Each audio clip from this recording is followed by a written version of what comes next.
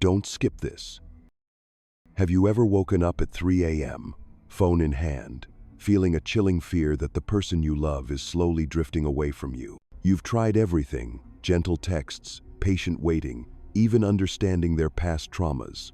But what happens? They pull further away, become more silent, and begin to take your presence for granted. Your commitment isn't their love language. It's a free pass for them to retreat. This is not just a relationship issue. It is a harsh psychological law governing every connection with someone who has an avoidant attachment style. They are not bad people. They are simply trapped in a pre-programmed avoidance loop. They don't avoid because they don't love. They avoid because they fear intimacy will swallow up their freedom and sense of self. The more you give, the more threatened they feel, and the greater their need to create distance. Stop and face this painful truth. The avoidant person does not change because of your unconditional love.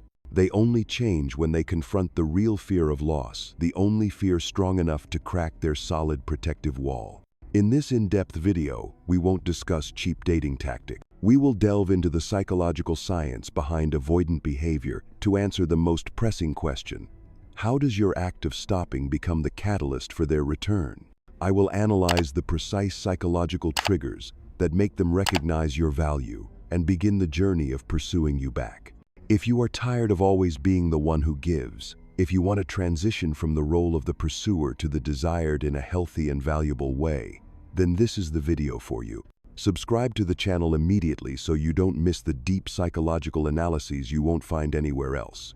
And remember, watch until the very last second, because the most crucial breakthrough step lies in the conclusion. The moment closeness in a relationship begins to surpass the tolerance threshold of the avoidantly attached individual, a threshold defined by their unconscious nervous system as a potentially dangerous zone, an emergency psychological defense mechanism is immediately activated. In-depth researchers on attachment theory refer to this phenomenon as deactivation strategies. It is crucial to understand that this is not a conscious decision made with the intention to hurt or alienate a partner, but an automatic reflex, an emotional survival instinct programmed from the earliest interactions with caregivers. The avoidant brain has encoded intimacy and mutual dependence as threats, and any sign that the partner has deep emotional needs or desires for intense closeness is processed as an invader threatening their autonomy and safety, thus needing to be repelled at all costs. This deactivation strategy manifests in countless subtle forms, leading to confusion and deep self-blame in the partner. Instead of choosing direct confrontation or argument, the avoidant individual executes a nuanced psychological retreat, often by becoming unusually busy with work, devoting excessive time to personal hobbies, or plunging into other peripheral activities. Furthermore, another common and painful manifestation is their sudden discovery of unacceptable flaws in their partner, from the minutiae of daily habits, communication style, to lifestyle choices, things they previously accepted or even found endearing. This process is, psychologically, the creation of a mental exit strategy intended to devalue the partner in their eyes to provide a rational, non-emotional justification for their emotional withdrawal. The classic research by Brennan and Clark, 1998, clarified that when the avoidant attachment system is activated, that is to say, when closeness increases, they have a marked tendency to minimize, or even deny, the need for intimacy and strongly assert their absolute independence. They rely on this mechanism to control and regulate their emotions, maintaining a state of emotional coolness to shield themselves from any potential harm. The culmination of this mechanism is often termed the fortress effect, a solid, invisible wall erected, only allowing the partner to stand at a distance deemed absolutely safe, never permitted to touch their most vulnerable and fragile core. The real core issue is not what you are doing, but the violation of the optimal distance the avoidant person needs to feel secure. When your love, care, and emotional needs cross that invisible line, the avoidant person feels besieged and suffocated. Their withdrawal, though painful, is essentially a silent, urgent cry for help. I need this space to exist and feel like myself. However, it is at this very intersection that a pivotal psychological paradox occurs. When you consistently stop pursuing, the safe distance they require is suddenly threatened from an entirely new angle. Instead of dealing with the fear of intimacy, They are now forced to confront the real fear of loss, a more primitive and potent fear that begins to override the initial one. This is precisely why your purposeful stopping carries such power to transform the relationship dynamic. When you withdraw calmly, unemotionally, and, crucially, to reassert your personal value and non-negotiable boundaries, you achieve two critical strategic goals. First, you completely disrupt their predictable behavioral pattern. The avoidant person anticipates and relies on you continuing to cling, plead, or chase. Your sudden, calm, and unemotional retreat strips them of psychological control, forcing them to pause and reevaluate the entire situation. Second, you reactivate their dormant attachment system. When they face the possibility that you might genuinely disappear from their life, the attachment alarm system they have long tried to suppress suddenly fires up vigorously. Abandonment anxiety, often the deep root of the avoidant style, is triggered, but this time it is directed toward the current relationship. Studies on the change in attachment styles, for example, the works of Fraley and Shaver, suggest that genuine psychological change can only occur when there is a corrective attachment experience or an intervention shock that compels the individual to directly face their hidden fears. Your valuable and purposeful act of withdrawal is that necessary shock. It is not merely a disappearance born of resentment, but the act of providing them with clear evidence that your patience, love, and presence are not an endless resource that can be taken without reciprocation. It is a powerful declaration of an unnegotiable emotional boundary regarding how you deserve to be treated in the relationship. Through this psychological strategy, you shift your position from the one constantly trying to fill their emotional void to the one creating a valuable void, forcing them to be the proactive party to step in and fill that space with their own actions and tangible commitment. This process demands emotional consistency and a deep understanding of psychological principles, but it is the only path to guide the relationship out of the toxic pursuit avoidance spiral and toward a connection based on mutual respect, emotional equality, and genuine attachment. The neurophysiological nature of the avoidantly attached individual invariably prioritizes autonomy and safety over any need for emotional connection. Your continuous, unconditional presence not only makes them feel safe, it provides a psychological license for their avoidance system to continue operating without the necessity of change, as they never have to face the natural consequences of maintaining distance. According to neuropsychology, avoidant behavior is reinforced through a negative feedback loop. When they withdraw, you pursue, and this pursuit provides safety that you won't leave, thereby deactivating their need for internal emotional processing or behavioral adjustment. The reward system in the avoidant brain, driven by dopamine, is not activated by stability or availability, but by scarcity and uncertainty. This is a profound paradox. The stability you offer leads to indifference, while instability and the risk of loss are what truly capture their attention. Research into operant conditioning within relationships shows that when a stimulus, the romantic partner, becomes too accessible and predictable, its reward value diminishes.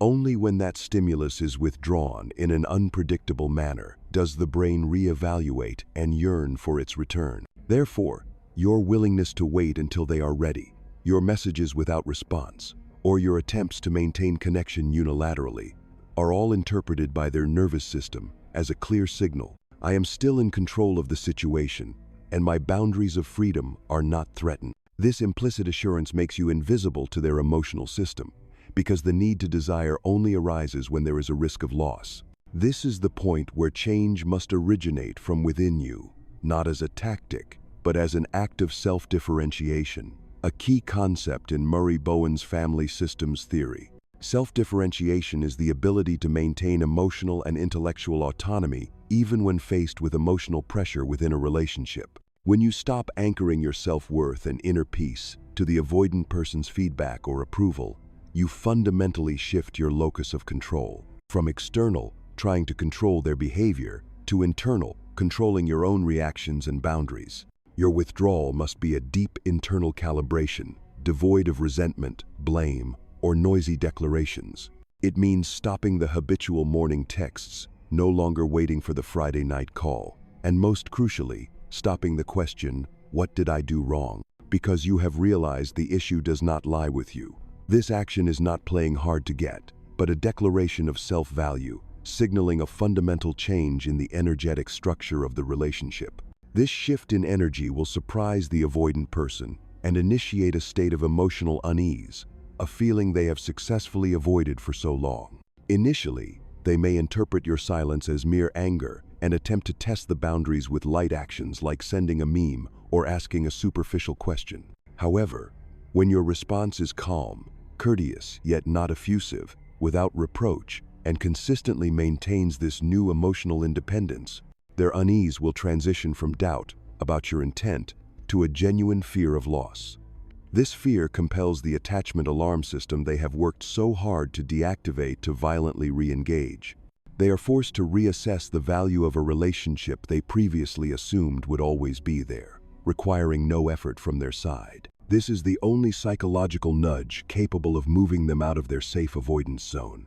By maintaining this rhythm of inner peace, clarity, and non-pleading, you not only grant them a precious opportunity for growth by confronting their own fear of loss, but you also give yourself a profound rebirth, exiting the role of the rescuer and stepping into the position of a person who understands their intrinsic worth, ready for a connection based on conscious choice and emotional parity. When your consistent withdrawal finally triggers the avoidant person's fear of loss, they will return. But this is where the harshest reality sets in. That return is not a commitment. It is often just an instinctive reaction to regain emotional control. They are not coming back because they have completely changed their attachment style, but because they want to eliminate the uncomfortable feeling of insecurity that your absence created. This is the closeness testing phase. They will move a little closer, just enough to feel you are still theirs, and then will likely withdraw again.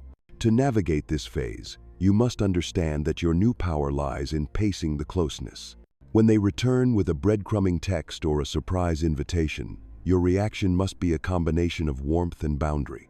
You must not jump into their arms with relief, as that would confirm your withdrawal was merely a tactic. Instead, you must maintain your internal composure and only accept interactions that demonstrate clear and meaningful emotional investment from their side. Specifically, you need to apply the principle of overt relational behavior. You only respond positively and openly when their actions are clearly geared toward genuine connection and respect for the relationship. For instance, if they only text, "What are you up to?"